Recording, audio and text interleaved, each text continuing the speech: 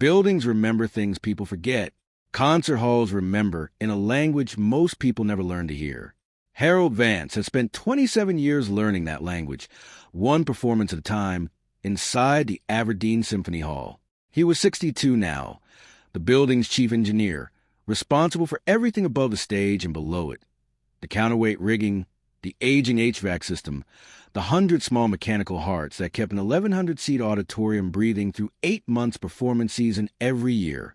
He had learned to listen to Hall from a man named Emmett Sauer, who had held Harold's job for 31 years before him and who believed, with conviction Harold had once found faintly eccentric, that a concert hall sound was a living thing that aged the way people aged, slowly, unevenly, and always for reasons worth understanding. Sauer trained Harold the way you train someone to hear a difference rather than see one. He would sit Harold in different seats during empty rehearsal hours and ask him to describe what he heard, patiently, without ever telling him what he was supposed to be listening for. It took Harold most of a year to understand that Sauer wasn't testing his ears. He was testing his patience. "This hall talks constantly," Sauer told him once, during a quiet Tuesday between performances, the two of them sitting in the empty orchestra section, while a lighting crew tested rigging far above them. Nobody wants to sit still long enough to hear it. Everybody's always rushing to the next show, the next reset, the next complaint. The hall doesn't rush anything. It just keeps saying the same thing, over and over, until somebody finally sits still enough to catch it.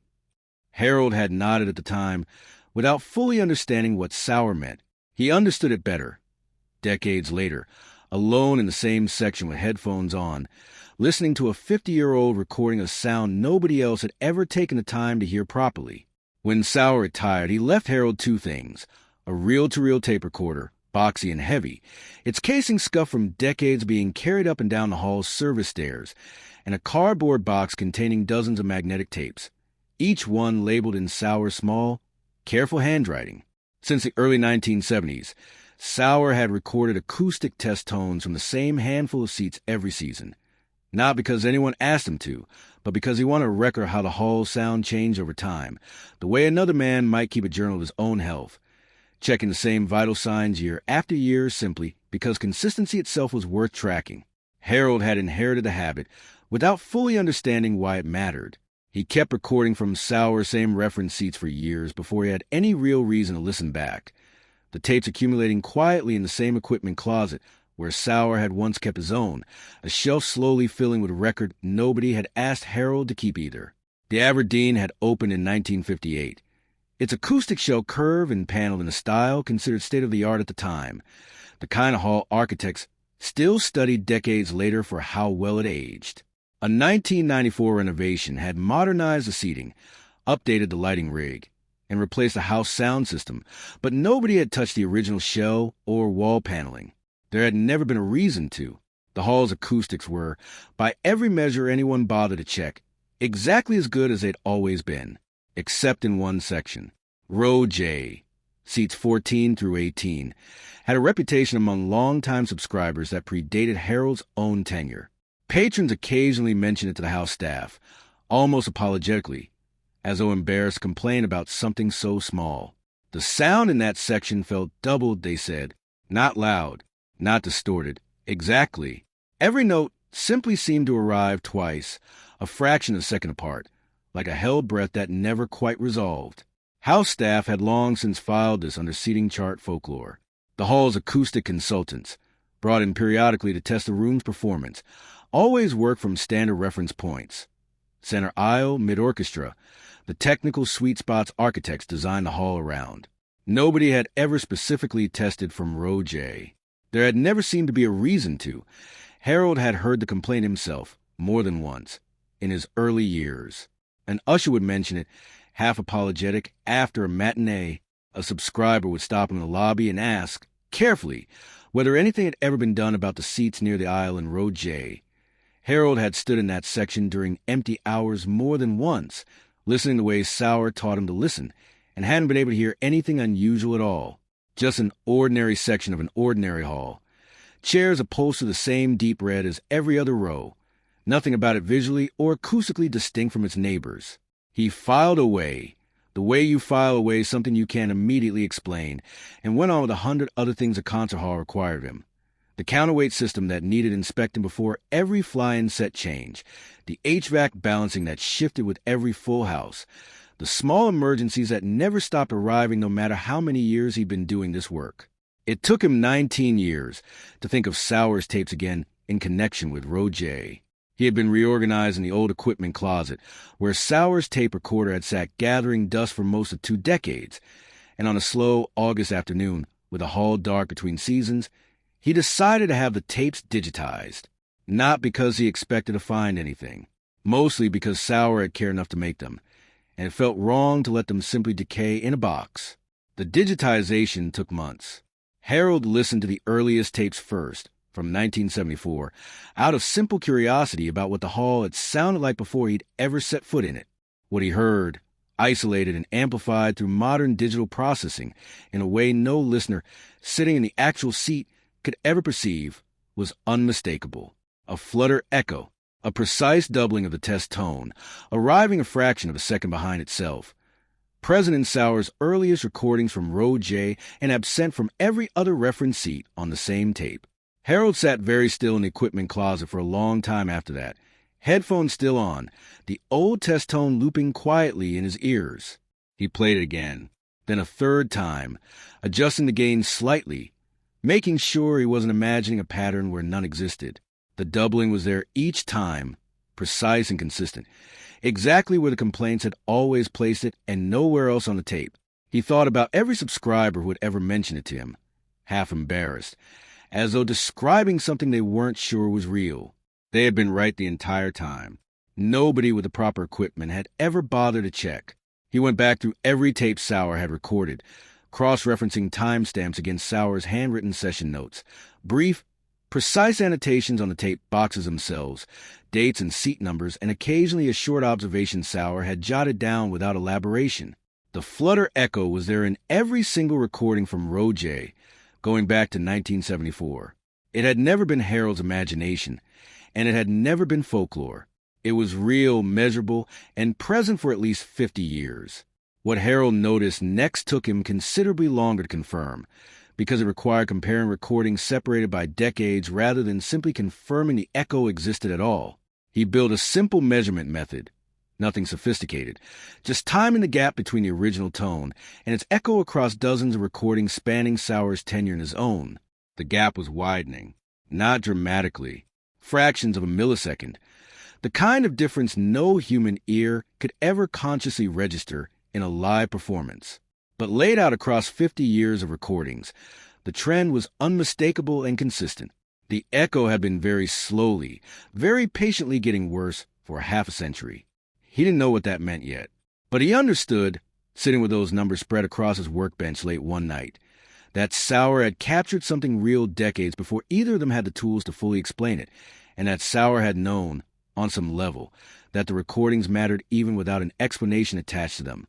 Nobody kept a habit like that for 31 years out of idle curiosity. Sauer had been listening for something specific. He simply hadn't lived long enough, or had the right equipment. To finish the thought, Harold added his own note to the file that night, in the same understated style Sauer had always used on his tape boxes.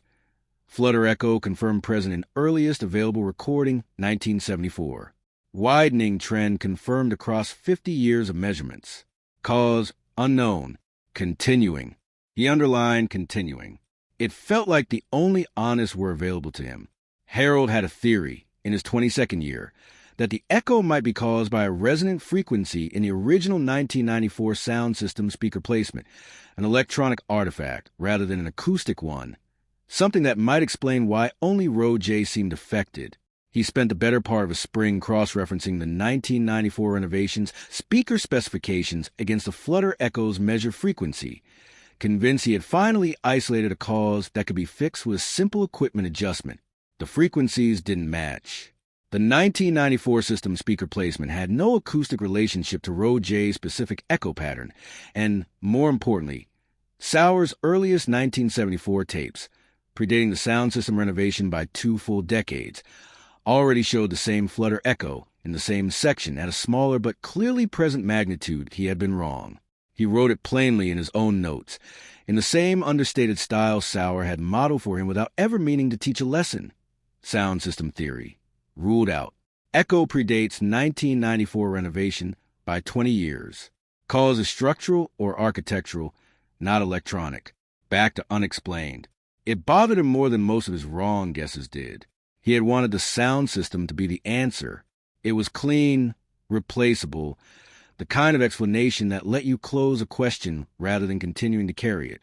Being wrong meant the mystery lived somewhere older than 1994, somewhere in the original 1958 construction, or in whatever had happened to that section of the building since. The renovation announcement arrived the following winter.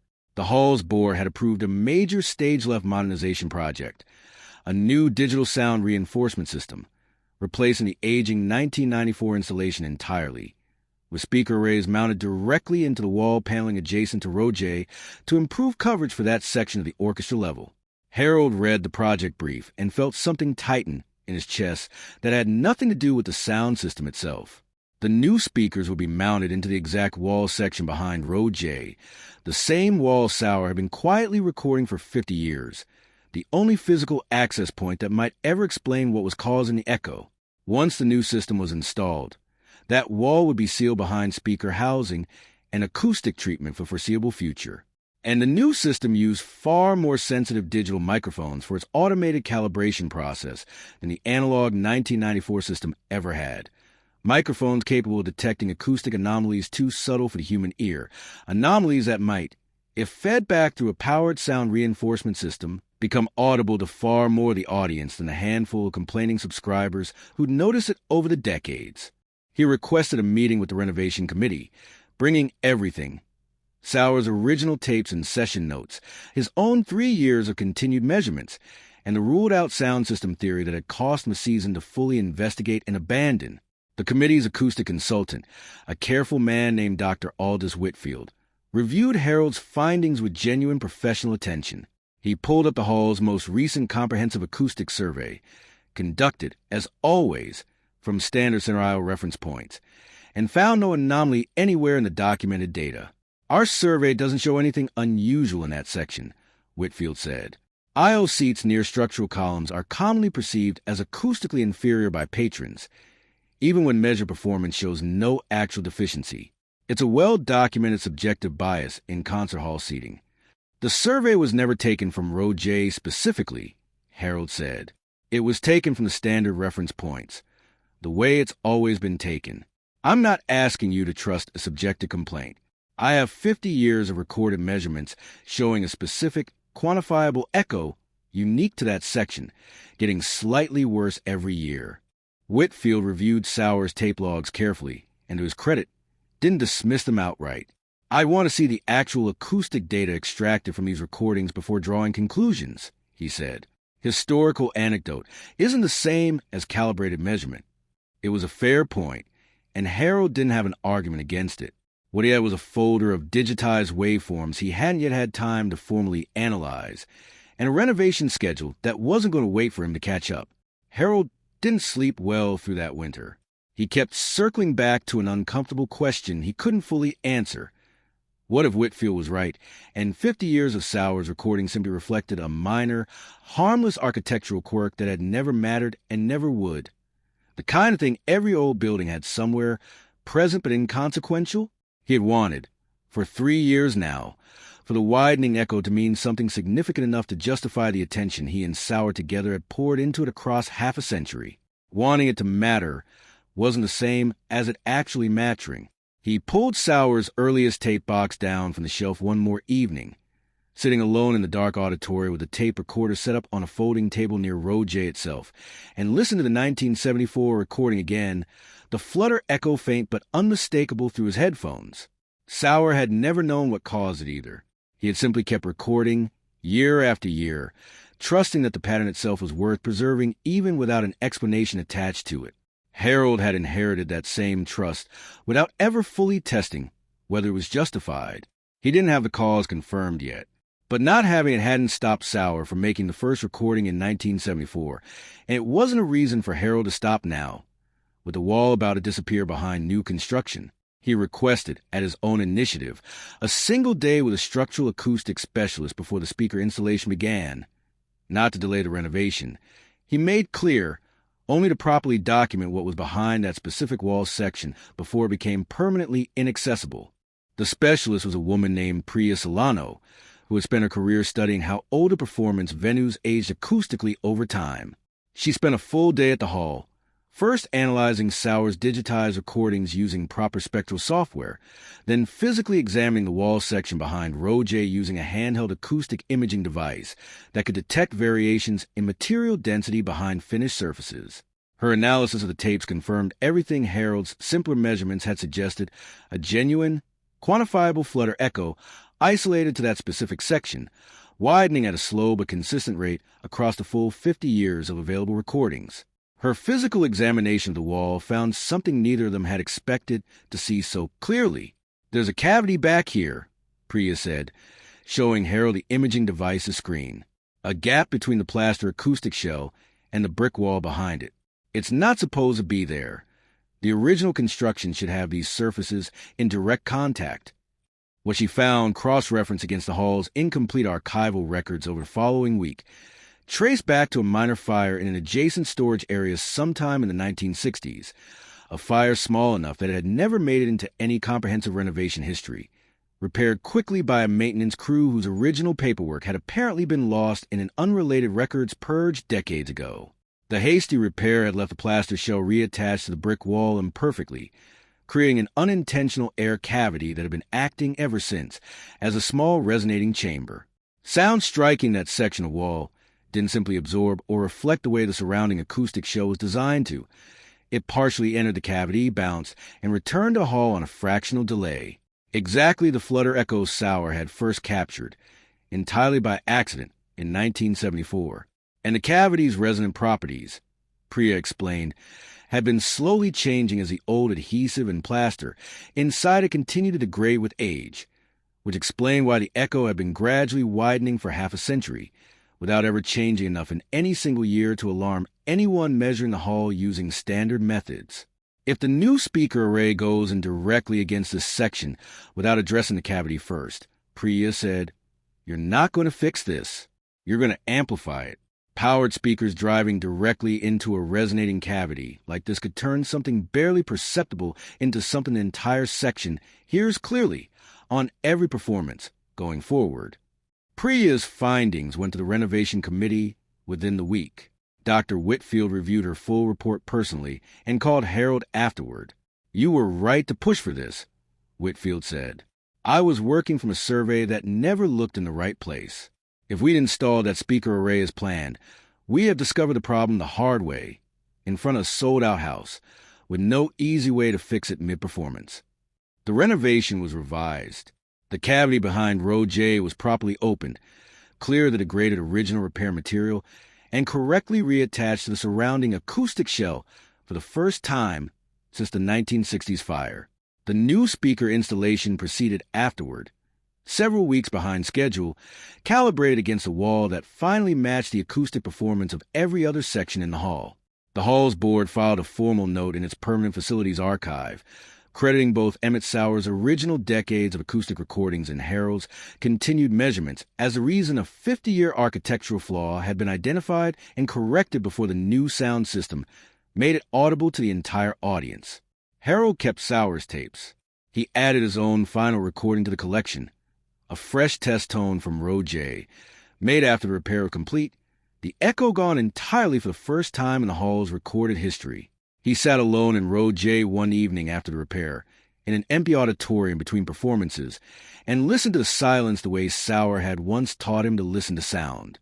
He thought about Sauer sitting in these same seats decades earlier, recording tones nobody had asked him to record, trusting that the pattern itself mattered even without knowing why. He hadn't needed to understand the cause immediately. He had only needed to keep listening long enough for the hall to finally explain itself, in the only language it had ever really spoken, through sound patient and exact, waiting 50 years for someone willing to hear it properly.